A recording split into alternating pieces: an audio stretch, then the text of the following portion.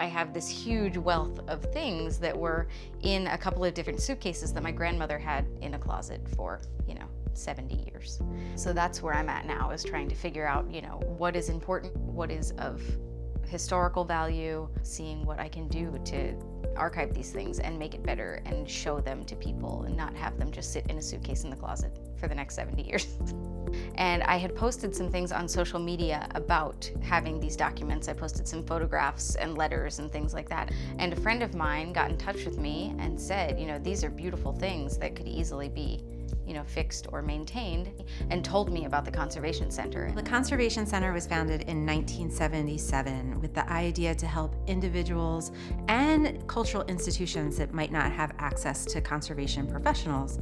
We do treatment of paper-based materials, and we do preservation and collections care work with different museums, libraries, and archives.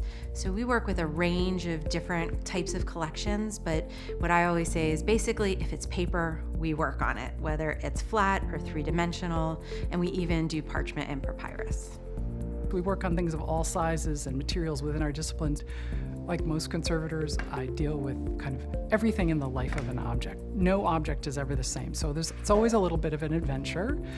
Sometimes you get groups of photographs that are fairly similar and you can say, okay, I can have kind of a quiet day.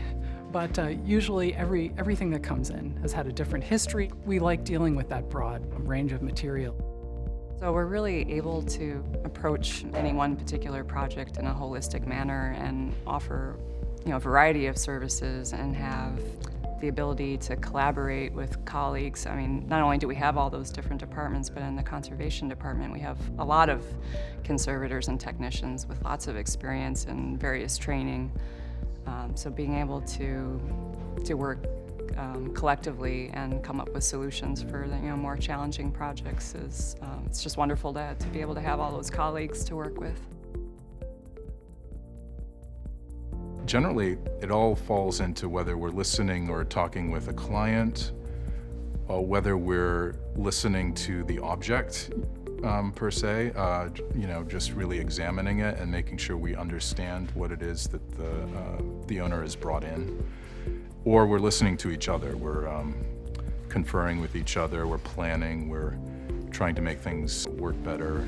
So now I can show this to my nieces and nephews and they can all enjoy the tent that their now great-great-great-grandfather designed.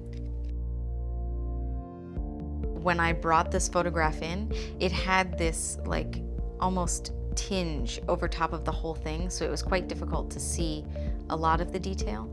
And I can see that that tinge is gone and it's very, very much more visible than it was.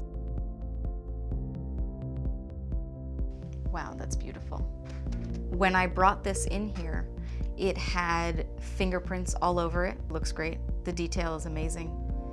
You can see so much more than you could before.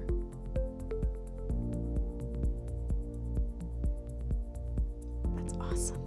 A piece of paper is just not a piece of paper. A photograph isn't just a photograph. Each object that we work on has a story to tell.